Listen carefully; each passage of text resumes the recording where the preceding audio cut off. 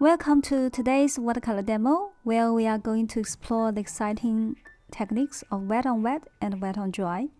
We will paint a dynamic scene inspired by the Paris 2024 surfing event.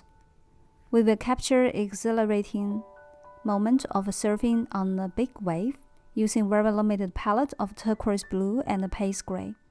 We will see how these techniques can bring our wave to life and highlight the action of surfing. In this tutorial, we will dive into how to use wet on wet to create those smooth, flowing wave effects, and how to apply wet on dry for crisp, detailed highlights and textures. Whether you are a beginner or looking to refine your skills, this demo will help you understand when and how to use these techniques effectively. So grab your brushes and let's dive in. We will start with a simple sketch of a person surfing. This basic outline is crucial as it provides a guide for our painting, ensuring that the proportions and the position are accurate. Sketching lightly allows us to adjust details as needed before applying paint. This step is important because it sets the foundation for our watercolor painting and ensures that our composition will be balanced.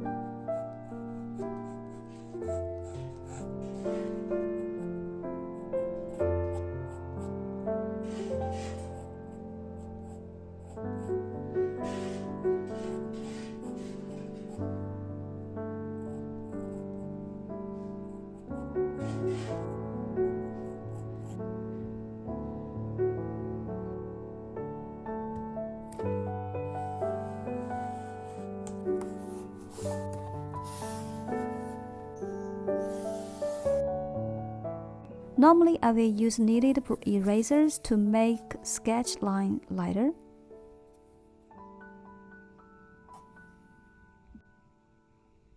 Now we will use a big flat brush to wet the area where we will paint a wave. I'm using a clean wet brush to outline the basic shape of the wave. This technique is known as pre-wetting the paper. By doing this, we create a moist surface that allows the paint to spread and blend more freely. This is crucial for achieving smooth transitions and soft edges in our wave, which is essential for capturing the fluid motion of water. Let's mix our colors. We are using turquoise blue for the main wave color, which will give us a vibrant and fresh look. To add depth and shadow, I will mix turquoise blue with Payne gray. This combination creates a range of tones, from bright highlights to deeper shadows. Mixing colors ahead of time ensures that we have the right hue ready to apply, helping us maintain consistency and achieve the desired effect in our painting. With our colors mixed, we will begin painting the wave. I'm using a mop brush to apply turquoise blue to the wet area. The wet on wet technique allows the paint to spread and blend smoothly, which is perfect for depicting the rolling motion of the wave. This technique helps us create a fluid and natural look as the colors mix seamlessly on the wet paper. Use a mop brush to create bold, sweeping strokes for wave areas. Also use a brush for different strokes, from fine lines to broad washes.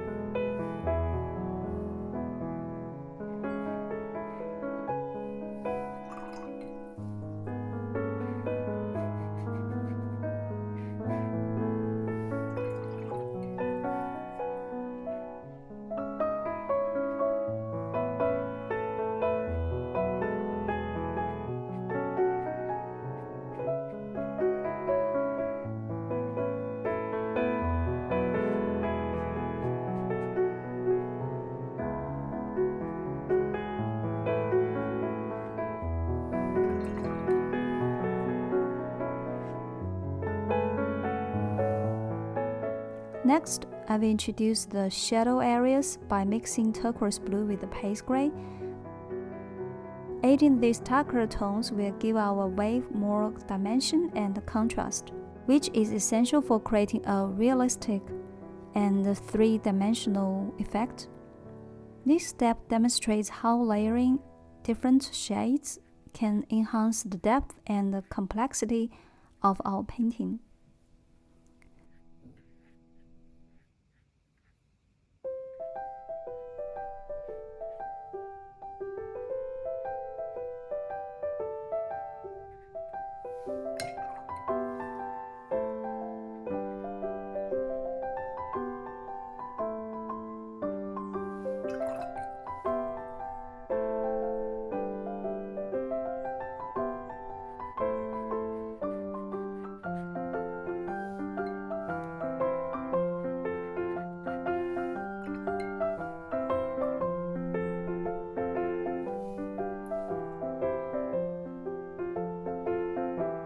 From the bottom area where the wave meets the sea, we will use a combination of wet on wet and wet on dry technique.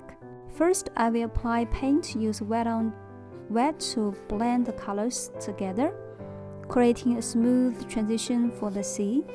This technique helps achieve a seamlessly look and mimics the natural blending of water. To aid the texture and highlights, I will switch to wet on dry, using a dry brush to create wide spaces between the paint strokes.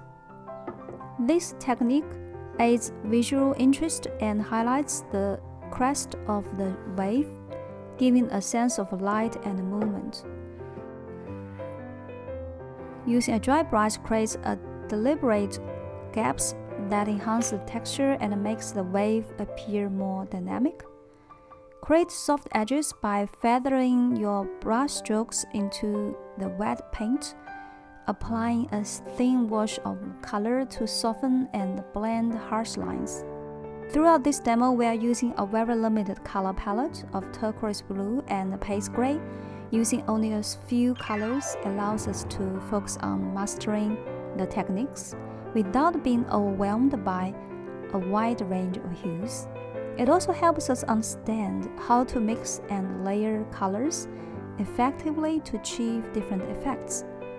By working with a restricted palette or limited palette, we can see how variation in tone and intensity can create depth and contrast, which is crucial for developing a strong sense of color harmony in our painting. If you're interested in seeing more about working with limited palette, check out my other video where I use turquoise blue and Payne gray to paint the dolphins under the sea. It's a fun and easy painting project that can demonstrate how versatile a limited palette can be. I will link to that video in the description below. Once the wave and the sea are dry, we will focus on painting the surfer. I will use a smaller brush for this detailed work, applying paint with wet on dry technique. This allows for precise and sharp lines, which are necessary for capturing the details of the surfer's pose and action. Wet on dry provides better control for line details and helps the surfer stand out against the background.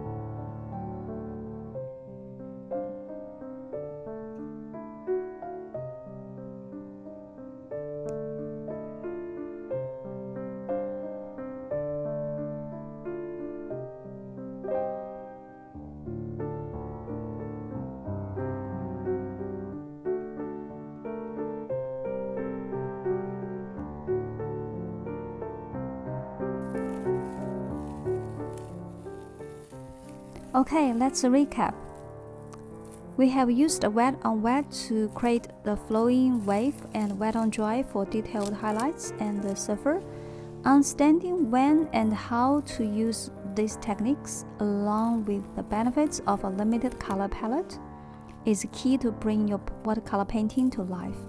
If you enjoyed this demo and found it helpful, please like, comment, and subscribe for more watercolor tutorials. Feel free to leave any questions in the comments below. I will see you in next video.